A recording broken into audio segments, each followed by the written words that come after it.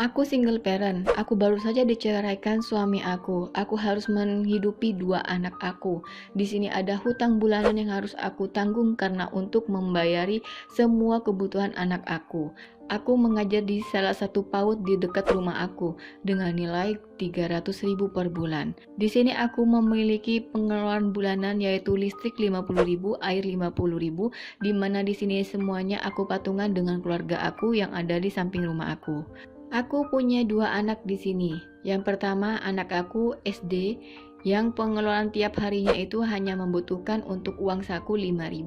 Karena alhamdulillah anak aku di sini sudah bebas SPP untuk pembayaran sekolahnya. Kemudian untuk anak yang kedua aku, karena berhubung di sini masih TK, jadi SPP di sini hanya 15.000 per bulan karena di sini aku sudah mendapatkan keringanan. Untuk uang saku anak aku yang TK itu hanya 2.000 per harinya. Untuk mencukupi semua kebutuhan, aku harus rela bekerja apapun itu sehingga aku mendapatkan upah harian senilai 20.000.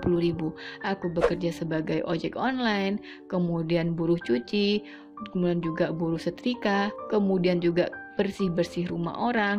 Ya, apapun aku lakukan asalkan aku tiap harinya bisa mendapatkan uang 20.000. Di sini ada cicilan yang harus rutin aku bayar di tiap bulannya senilai 50.000. Sedangkan untuk biaya makan, biasanya mantan suami aku memberikan kita beras 1 karung.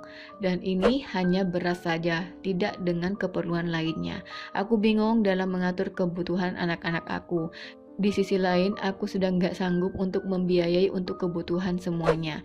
Tapi di sisi lain, aku harus berkorban demi anak-anak aku, supaya anak-anak aku bisa mendapatkan masa depan yang cerah, walaupun dia tidak memiliki seorang ayah. Biarkanlah ayah mereka berjalan dengan wanita lain, biarkanlah ibu di sini bekerja seorang diri untuk mencukupi kebutuhan-kebutuhan mereka.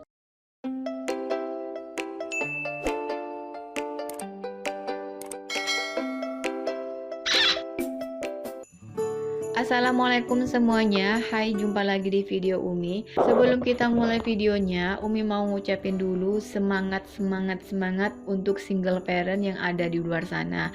Umi yakin untuk single parent yang ada di luar sana itu bukan hanya di KRY di sini saja, tapi KRY di sini adalah salah satu contoh seorang pejuang wanita yang berjuang mati-matian untuk memenuhi kebutuhan putra-putrinya. Oke, lanjut saja supaya nggak lama. Di sini Umi mau rinci dulu untuk gaji PAUD-nya. Untuk KR-nya di sini ada senilai 300.000 per bulan. Kemudian alhamdulillahnya juga ada hasil harian yang di tiap harinya itu bisa terkumpul 20.000 per hari. Sedangkan untuk tanggungannya di sini ada dua anak yang harus diperjuangkan hingga anaknya ini bisa sukses, dan juga ada hutang yang dimana tiap bulannya itu rutin dibayarkan 50.000 per bulan karena untuk memenuhi kebutuhan sekolah.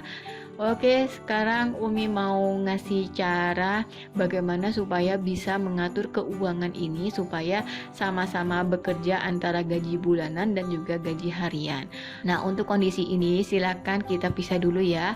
Nah, kita pisah gaji dulu di sini. Untuk gaji PAUD bulanan 300.000 di sini, Umi anggarkan untuk membayar kewajiban yang sudah pasti di tiap bulannya. Nah, untuk biaya pastinya di tiap bulannya yaitu ada listrik 50.000, kemudian ada air 50.000, kemudian untuk saku anak pertama yang dimana tiap harinya itu 5.000 per hari, jadi satu bulannya itu 150.000.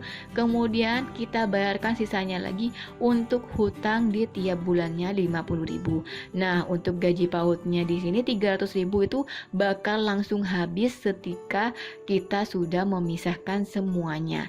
Nah, 300.000 ini sudah selesai untuk membayarkan semua kewajiban yang harus dikeluarkan di tiap bulannya.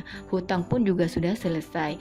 Dan kemudian bagaimana cara mengatur untuk keperluan lain-lainnya? Nah, di sini Umi anggarkan yaitu untuk hasil hariannya kita alokasikan untuk kebutuhan harian. Di mana untuk hasil harian 20.000 di sini kita pisah langsung ketika sudah mendapatkan. Jadi untuk KRY kalau sudah dapat uang 20.000 itu dalam satu hari itu bisa langsung dipisah. Yang dimana pisahnya itu di sini Umi sudah buatkan 2.000 untuk untuk saku anak yang kedua, karena tiap hari kan anak yang nomor 2 itu yang masih TK itu kan sakunya Rp2.000. Nah, ketika dapat Rp20.000 kita sisihkan nih Rp2.000 untuk uang saku anak untuk besok paginya. Kemudian untuk Rp5.000 kita simpan untuk kebutuhan SPP. Nah, SPP anak yang kedua tadi kan ada tuh senilai Rp15.000 per bulan. Jadi untuk 3 hari bisa tuh untuk lunas kebutuhan SPP-nya.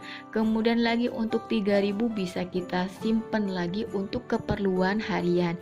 Misalnya mau beli sabun kah atau lain-lain kah ya. Kalau 3.000 kali 1 bulan itu atau 30 hari itu bisa mendapatkan senilai Rp90.000 per bulan. Jadi Rp90.000 per bulan bisa kita alokasikan untuk belanja kebutuhan di tiap bulannya. Dan kemudian untuk Rp10.000 di tiap harinya bisa kita belanjakan untuk sayur lauk. Karena seperti yang di awal tadi, beras itu sudah didapatkan dari mantan suami. Jadi mantan suami ngebantuin KR-nya di sini untuk berasnya di tiap bulannya. Alhamdulillah ya, minimal mantan suami itu bisa ngasih sesuatu lah untuk ke keluarga kecil ini daripada gak sama sekali. Ya walaupun pada dasarnya, walaupun sudah berpisah, mantan suami itu masih mempunyai kewajiban untuk membiayai anak-anaknya hingga besar nanti. Tapi ya itu sih sesuai dengan kemampuan dan masing-masing ya. Setelah semuanya dipisahkan itu insya Allah akan cukup ya, jadi gak akan kebingungan. Nah untuk simpanan yang 5.000 di tiap harinya itu, yang kalau sudah 3 hari sudah terkumpul 15.000 dan sisanya lagi itu masih ada 5.000 kali 27 hari. Di situ bisa mendapatkan kurang lebih ada senilai 135.000 untuk sisa dari simpanan 5.000 di tiap harinya. Nah 135.000 ini ditambah lagi dengan 3.000 untuk keperluan lainnya yang dimana terkumpul 90.000. Jadi di tiap bulannya KR-nya di sini ada total senilai 225.000 yang dimana 225.000 ini bisa tuh dicicilkan untuk keperluan harian.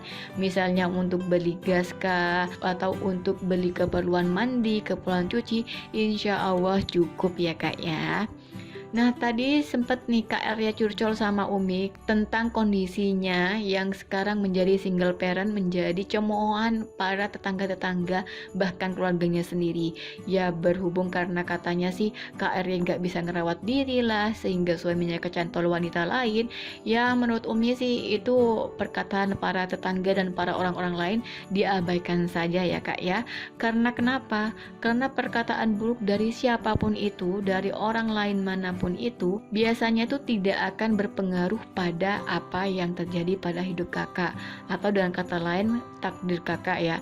Orang lain itu ngomong semacam-macamnya, ngomong seburuk apapun tentang kita itu tuh nggak akan menjadi masa depan kakak dan juga anak-anak kakak. Nah yang menentukan untuk masa depan kakak adalah bagaimana kakak bertindak ketika kakak tersakiti oleh omongan-omongan orang itu. Jadi kalau boleh dibilang sih Umi berpesan, jadikan yuk omongan-omongan kasar orang-orang di luar sana tentang kakak sebagai tangga menuju kesuksesan kakak. Karena insya Allah omongan-omongan orang itu akan berbalik pada dirinya sendiri, dan untuk kakak insya Allah ada Allah yang akan selalu bertindak melindungi kakak dan juga keluarga kecil kakak. Dan satu lagi untuk pesan Kak RY, usahakan untuk terus ya merinci keuangan secara rutin supaya bisa belajar bagaimana mengatur keuangan secara rutin. Ya balik lagi karena kondisi kakak RY di sini kan single parent, jadi mau nggak mau kakak RY sendirilah yang harus mencari nafkah dan juga mengatur nafkah itu sendiri sehingga cukup untuk anak-anak kakak dan juga masa depan kakak. Oke, untuk semuanya silakan dikondisikan lagi untuk tabungan, insya Allah bisa untuk nabung dari sisa juga yang ada. Di sini Umi nggak terlalu merincikan karena supaya nggak terlalu merumitkan pikiran KRY dan juga mungkin bunda-bunda lainnya yang juga mungkin punya kondisi yang sama seperti ini.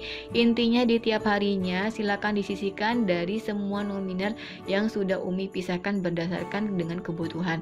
Insya Allah itu cukup ya. Nah sampai jumpa lagi di video Umi. Wassalamualaikum warahmatullahi wabarakatuh.